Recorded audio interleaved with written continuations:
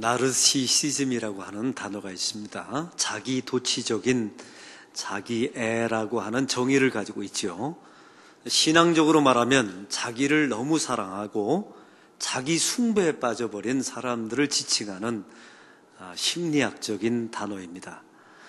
고대 그리스도 신화에 보면 한 사람이 물을 바라보았는데 자기의 모습이 너무 아름답고 취해서 물에 빠져 죽었다는 그런 전설에 의해서 만들어진 것이 나르시시즘이라고 하는 단어입니다.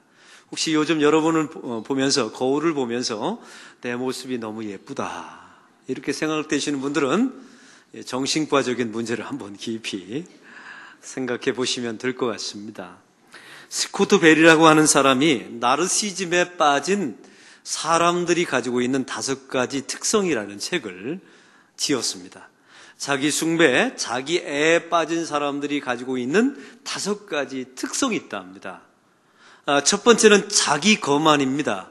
이 뜻이 무엇이냐면요, 살아가면서 내가 없으면 안 된다라는 사고방식을 가지고 있다는 겁니다. 사실은 어느 공동체에 모든 사람들이 필요하죠. 그런데 내가 아니면 안 된다, 이것처럼 위험한 생각은 없습니다. 이런 사람들은 모든 사고방식을 다 자기 중심에서 모든 것을 생각한다는 것이죠. 두 번째는 특권의식입니다. 이 사람은 항상 생각할 때마다 나는 특별한 사람이며 사람들에게 특별한 대접을 받아야 된다, 이런 생각을 가지고 있다는 것이죠. 세 번째는 강압적인 일반화입니다. 이 사람들이 말을 쓸 때는 항상 그리고 반드시 절대로 이런 말을 쓰면서 다른 사람들의 의견을 묵살해버리는 이런 성향의 자기 숭배주의자의 성향들이 있다는 것입니다. 네 번째는 칭송 및 인정 추구라는 뜻이었습니다. 이런 사람들은 비난받는 것을 가장 두려워한답니다. 비난받으면 2가지 성향이 나타나는데 우리가 살아가면서 잘못하는 경우가 있지 않습니까? 그러면 가장 가까이 있는 사람에게 비난을 받는 경우가 있어요. 그러면 이 나르시즘, 자기 숭배에 빠진 사람들은 2가지 반응을 보인다는 겁니다. 극단적인 부정과 폭력적인 모습으로 자기를 비난하는 사람들을 공격한다는 거예요. 그리고 두 번째는요, 극단적인 감정을 표출하면서 운답니다. 왜냐하면 내가 이 순간에 울어야 상대방이 미안해할 것 같으니까요. 그래서 자기의 감정을 조작한다는 거예요. 이게 나르시시즘에 빠진 사람들의 4번째 특징이고요. 5번째는 결여된 공감 능력입니다. 머릿속에 온통 자기가 원하는 목표가 있습니다. 그런데 가장 큰 문제는 자기 주변에 상처받는 사람, 자기 때문에 낙심하는 사람, 고통받는 사람들이 눈에 보이지 않는다는 사실입니다. 여러분은 이 5가지 중에 혹시 몇 가지가 해당되십니까? 우리가 가정 안에서 아버지입니다, 어머니입니다, 교회 안에 직분자입니다, 저는 교회 안에 목사이죠. 그러나 이 나르시시즘에 빠진 리더들, 사람들은 이런 5가지 특징을 가지고 있어서요, 공동체를 힘들게 한다는 겁니다. 그런데 더 큰 문제가 있습니다. 이런 나르시시즘에 빠진 사람들은 가장 영적인 특성이 나타나는데 감사가 없답니다. 한번 생각해 보십시오. 내가 특별한 사람이에요. 특별한 대접을 받아요. 나는 모든 것을 알 수 있다고 생각해요. 자기의 의견을 남에게 강압합니다. 이런 사람들이 어떻게 타인에 대하여 고맙다는 생각을 가질 수 있겠어요?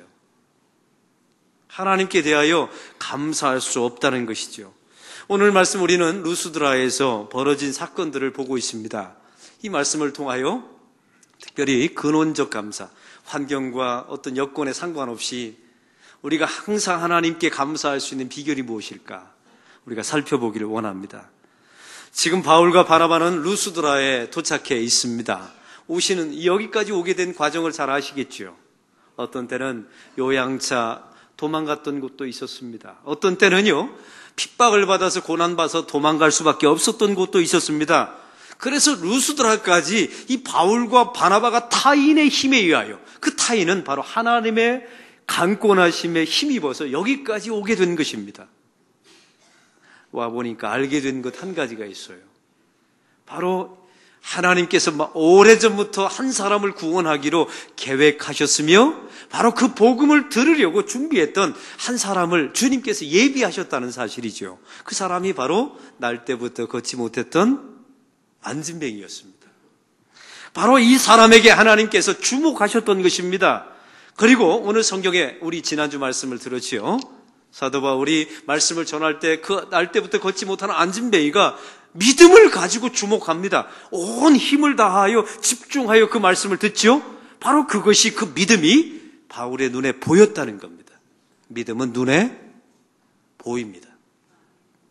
한번 생각해 보세요. 아무나 믿는 게 아닙니다. 여러분, 믿으면 구원받는 게 아닙니다. 구원받은 사람만 믿을 수 있어요. 하나님이 주신 믿음의 선물 때문이죠. 그러니 하나님이 주신 믿음을 가지고 있는데 어떻게 그게 눈에 안 보입니까? 눈에 보이죠.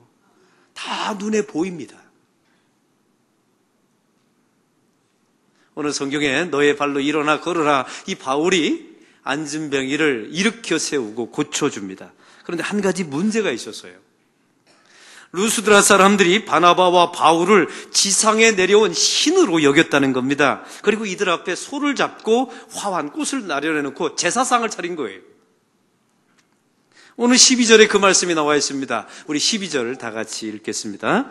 바나바는 제우스라 하고 바울은 그 중에 말하는 자임으로 헤르메스라 하더라. 여러분, 이 당시에 이 루스드라에는 전설이 내려오고 있었습니다. 그 사람들이 가장 크게 섬겼던 신이 제우스였습니다. 이 갈라디아 사람들이 섬겼던 최고의 신이면서 신들의 아버지였죠.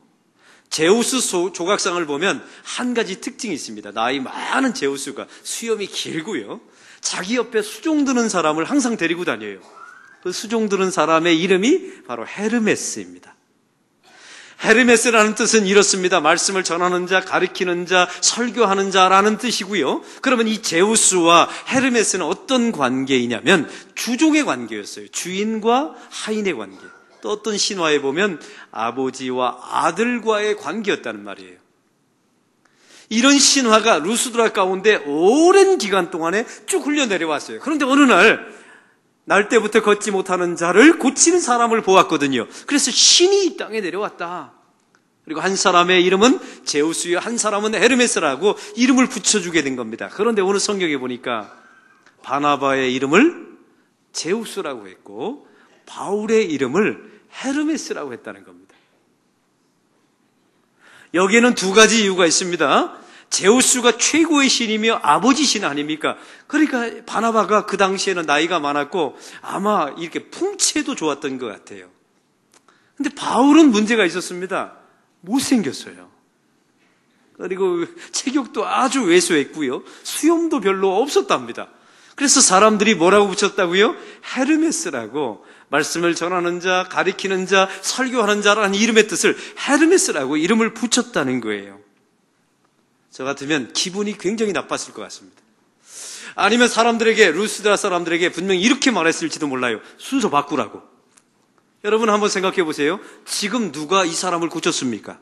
바울이 고쳤어요. 누가 설교하고 있습니까? 바울이 설교하고 있어요. 그럼 바나바는 뭐 하고 있었던 겁니까? 가만히 있었던 겁니다.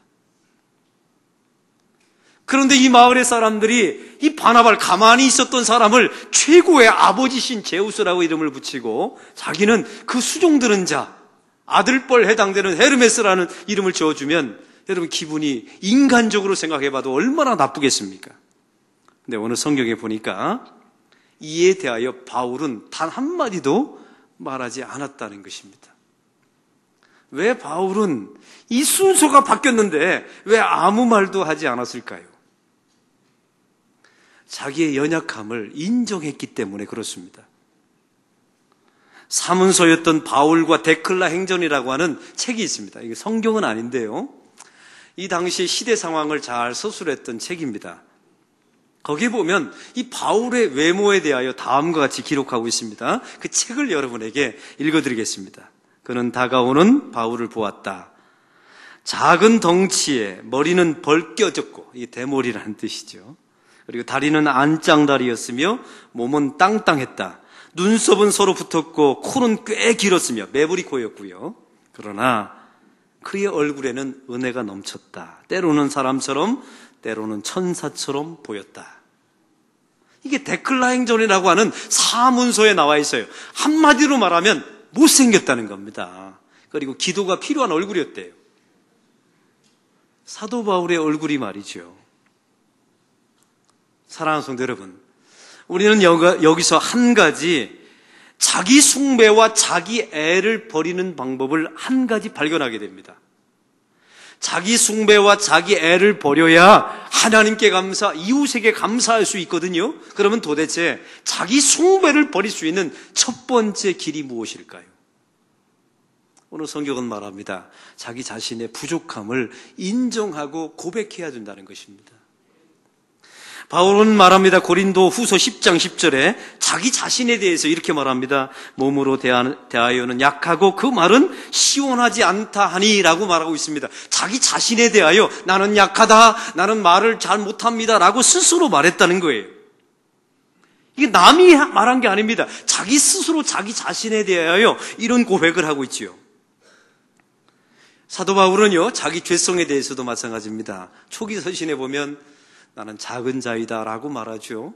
중기 서신에 보면 나는 사도 중에 지극히 작은 자다라고 말합니다.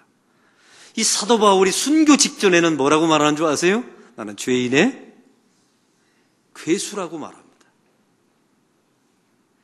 자기의 약함을 그는 시간이 지나면 지날수록 하나님 앞에 더 깊숙이 고백합니다. 심지어 자신의 약함을 자랑한다라고 말하죠. 고린도후서 11장 30절은 말합니다. 내가 부득불 자랑할지니 나의 약함을 자랑하노라 라고 말합니다. 한번 따라해 봅시다. 나의 약함을 자랑하노라. 사도 바울은 세상적으로 보면 자랑할 거리가 참 많았습니다. 그런데 사도 바울은 말합니다. 이 모든 것을 나의 배설물로 여겼노라. 그리고 십자가 외에는 자랑할 것이 없노라고 하나님 앞에 고백합니다. 자기 자신의 약함을 고백하고 자랑합니다. 왜요? 내가 약할 때 내 안에 계신 예수 그리스도가 강해지니까요. 이게 신앙의 원리입니다. 그리스도인이라는 것이 누구입니까? 그리스도인은 갈수록 약해지는 존재입니다. 그리고 하나님 앞에 나의 약함을 날마다 고백하고 하나님 앞에 엎드리는 사람이 바로 그리스도인입니다. 그런 사람만이 감사할 수 있어요. 나는 완벽합니다. 나는 갖추었습니다. 나는 강합니다. 이런 사람은 자기가 일합니다. 그 안에 계신 성령님은 일하지 않습니다.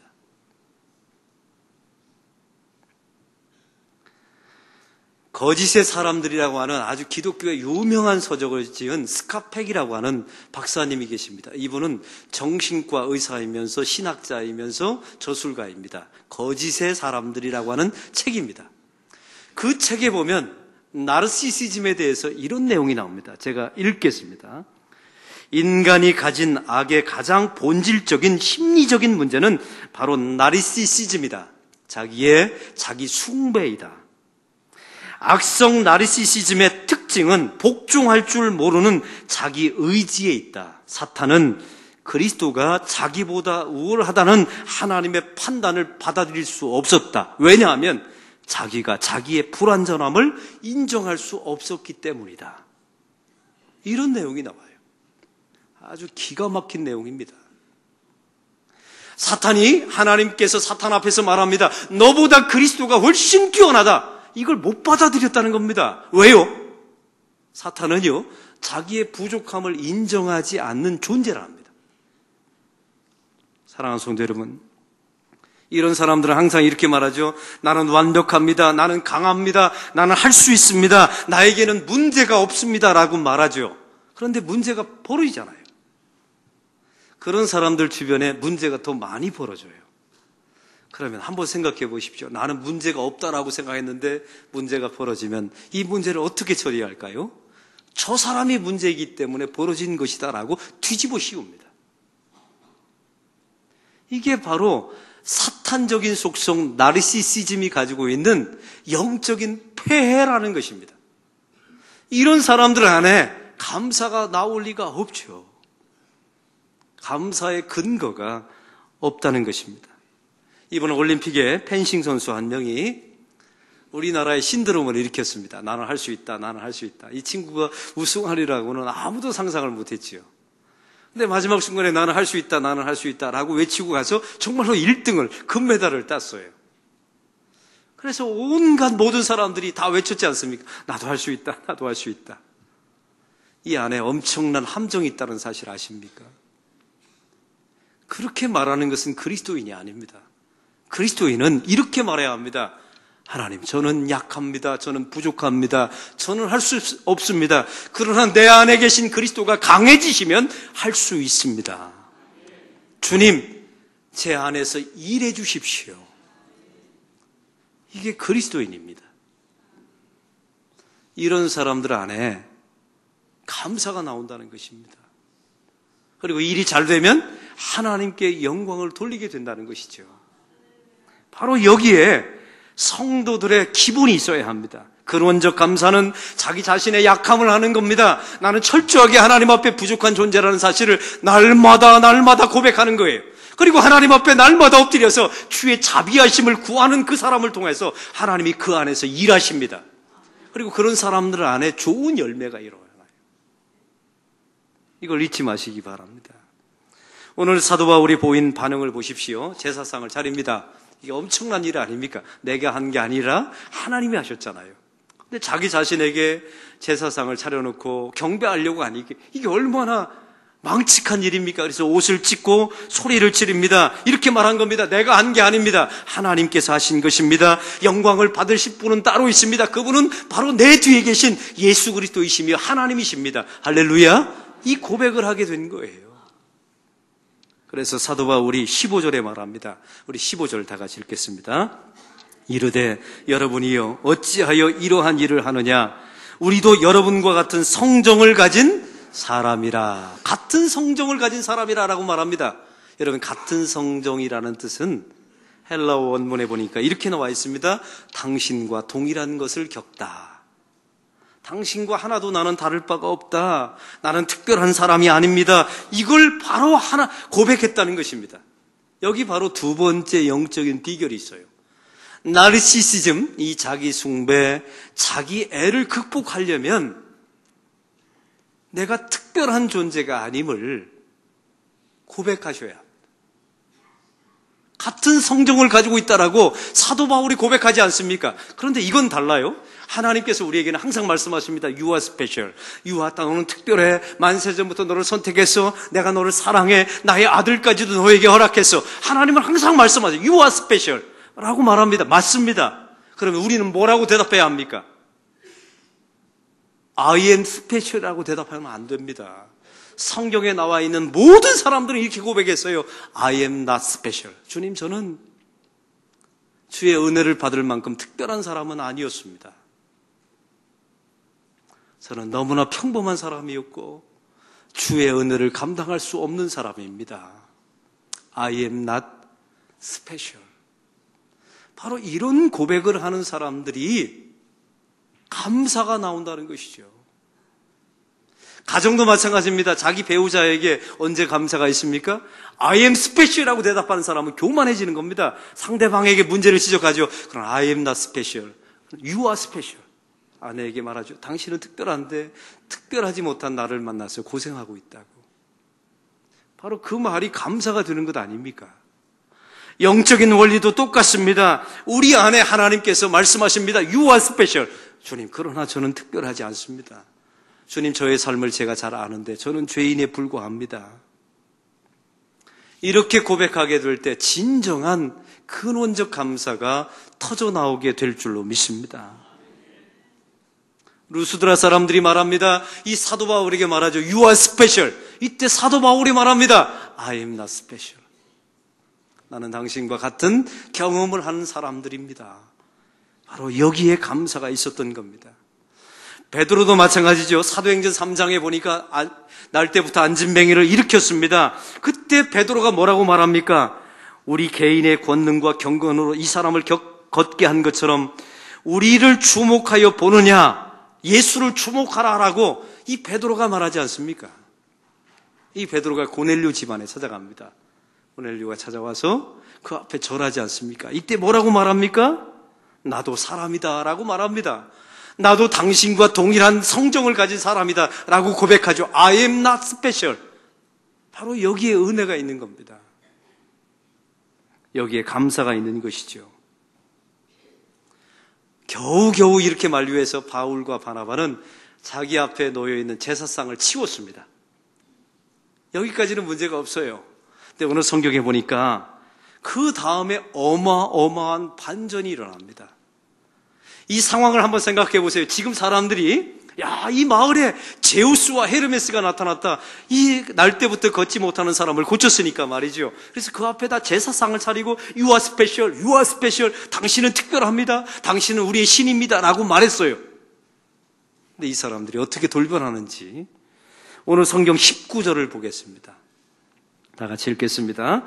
유대인들이 안디옥과 이고니온에서 와서 무리를 충동하니 그들이 돌로 바울을 쳐서 죽은 줄로 알고 시외로 끌어내치니라. 이 무리들이 누구입니까? 루스드라 사람들이었어요.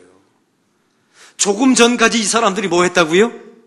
제사상 차려놓고 당신이 최고입니다. 당신이 스페셜합니다. 당신이 아니면 안 됩니다. 당신은 강합니다. 이 말을 외쳐줬던 거예요. 근데 이 사람들이 갑자기 돌변합니다. 돌을 들어서 쳐서 죽입니다. 죽을 정도로 쳤지요. 왜 쳤을까요? 조금 전까지만 해도 제사상을 차려놨는데 말이죠. 생각해 보니까, 판을 돌아보니까 자기에게 이익이 하나도 없는 겁니다. 이 사람들이 바울과 바나바 앞에 제사상을 차린 목적이 있었습니다. 그것은 바로 제사상을 차려서 제사를 드리면 저 사람을 통하여 내가 복을 받을 거라고, 저 사람을 통하여 내가 원하는 것을 얻어낼 것이라고 생각했었죠. 그런데 제사상이 치워지는 겁니다. 그리고 유대로부터, 그 앞에 있는 동네에서부터 유대인들이 와서 사람들을 선동하게 되자마자 돌변합니다. 돌을 들어 치는 사람으로 말이죠. 사랑하는 성도 여러분, 여러분 주변에 당신이 최고입니다, 당신 아니면 안 됩니다, 이런 사람들을 조심하십시오. 왜냐하면 자신의 이익에 반할 때 그 사람들은 돌을 들어 칠 가능성이 아주 많은 사람들입니다. 성경이 그걸 말씀하고 있어요. 그래서 우리가 누군가에게 끊임없이 진짜 아무 조건 없이 감사하려면 이익과 상관없는 감사여야 합니다. 사랑하는 성도 여러분, 저와 여러분이 오늘 추수감사절이죠. 왜 감사해야 합니까? 하나님이 우리에게 베푸신 것 때문에요. 그 베푸신 것이 무엇입니까? 구원입니다. 만세전부터 우리를 택정하셨고 예정하셨으며 하나님의 아들을 보내셔서 구원을 이루셨습니다. 그리고 우리에게 당신의 선물 믿음을 주셨습니다. 그것에 대해서 감사하고 누리고 기뻐하는 거예요. 그 이외에는 없습니다. 살다 보면 가난할 때도 있고 또 부유할 때도 있죠. 병들 때도 있고 아플 때도 있습니다. 그것이 우리의 감사의 조건을 결정하지는 않습니다. 왜? 나의 이득에 관련돼서 감사하는 사람은 돌변한다니까요. 이 스카텍이라고 하는 이 박사님이 이런 말을 했습니다. 이 나르시즘이 악을 만드는데요, 자기 숭배를 누군가가 위협하면 돌변해서 악한 사람으로 변한답니다. 이게 세상 사람들이 찾아낸 영적인 원리예요. 자기 숭배, 자기 애를 가지고 살아가잖아요. 그런데 어느 순간인가 누군가가 그걸 방해하거나 그걸 위협하면 돌을 들어서 그 사람을 쳐 죽인다는 겁니다. 유대인들이 그렇지 않습니까? 예수님을 통하여 자기의 기득권이 견고하게 될 것을 기대했습니다. 그런데 예수님께서 그 기득권을 무너뜨리지 않습니까? 그들이 가지고 있는 율법 체계를 예수님을 통해서 강화시킬 줄 알았습니다. 그런데 예수님께서 율법을 무너뜨리고 은혜의 새로운 세계를 세우십니다. 자기의 이익에 반하는 예수 그리스도를 만날 때 돌을 들어 그들은 십자가에서 예수님을 죽인 것입니다. 바로 나르시시즘이 여기에 문제가 있었던 거예요. 자기 숭배를 위협하는 사람을 만나면 악한 사람으로 돌변해서 그 사람을 돌로 친다는 사실이죠. 이게 사람이 가지고 있는 실체이며 속성입니다. 사랑하는 성도 여러분, 이 나르시시즘, 자기 숭배를 이기셔야 합니다. 성령의 도우심으로 극복하셔야 합니다. 그래야 뿌리 깊은 감사를 주님 앞에 할 수 있습니다. 나의 상황과 여건과 상관없이 항상 하나님 앞에 감사할 수가 있습니다. 저와 여러분의 약함을 인정하십시오. 그리스도인은 날마다 약해지는 사람들입니다. 내 안에 약해지게 될 때 내 안에 계신 예수 그리스도가 강하게 하셔서 일하실 것입니다. 그게 교회입니다. 그게 성도입니다. 나는 특별한 사람이 아닙니다. 주님께서는 You are special이라고 말하죠. 그런데 우리는 이렇게 말해야 합니다. I am not special. 주님, 저는 주님의 사랑을 받을 만큼 특별한 사람들이 아니었습니다. 그런데 이 어찌 큰 은혜입니까? 내가 감당하지 못할 은혜를 받았습니다. 이런 사람만이 감사할 수가 있습니다. 자신의 이익에 따라 감사하는 사람은 제가 예언합니다. 그 사람은 반드시 돌변할 겁니다. 왜요? 그 자기 숭배에 위협하는 상황을 만나면 악한 존재로 바뀝니다. 저와 여러분은 우리의 이익 때문에 예수를 믿는 사람들이 아닙니다. 하나님이 구원해 주셨기 때문에 나의 물질과 시간을 들여서 주님께 헌신하는 사람이지요. 이런 사람이 될 때 그제서야 아주 뿌리 깊은 영성의 감사가 나오게 되는 것입니다.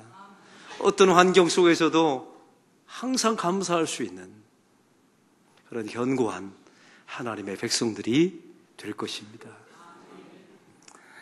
하나님 아버지, 오늘 말씀을 통하여 사도 바울은 자기 자신의 연약함을 인정했습니다. 나는 못생겼다. 나는 약하다. 그러므로 나는 아무리 설교하고 내가 아무리 질병을 주도적으로 고쳤어도 나는 헤르메스라는 사실을 인정합니다. 하나님, 저희도 이렇게 되게 해주십시오. 나는 강하고 나는 완벽하고 이런 나르시시즘에 빠진 사람 되지 말게 하시고 날마다 하나님 앞에 엎드려 우리의 연약함을 고백하는 주의 사람들이 되게 하옵소서. 우리 주님께서는 날마다 우리에게 너는 특별하다고 말씀하시지만 주님, 저는 제가 잘 아는데 그렇게 특별한 사람이 아닙니다. 그 은혜에 감사합니다. 고백하는 사람 되게 해주십시오.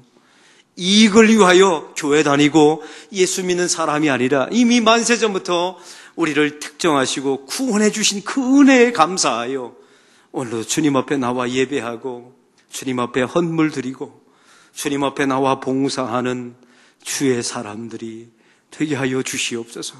어떤 환경을 만날지라도 이 뿌리 깊은 영성의 감사가 우리의 가슴 깊은 곳에서 터져 나오는 하나님의 사람, 진짜 그리스도인이 되게 하여 주시옵소서. 예수 그리스도의 이름으로 기도하옵나이다. 아멘. 우리 다 같이